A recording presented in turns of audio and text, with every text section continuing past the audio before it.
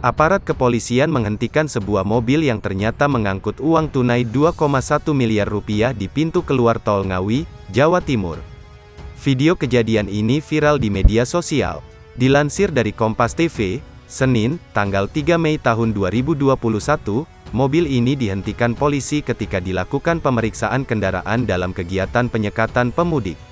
Saat pemeriksaan dilakukan, pengemudi tidak dilengkapi surat ataupun dokumen terkait uang 2,1 miliar rupiah itu yang hanya ditutup terpal.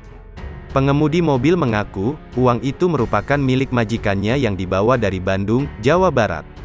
Kapolres Ngawi AKBP Iwayan Winaya mengatakan, uang tersebut milik warga Sidoarjo dan Magetan.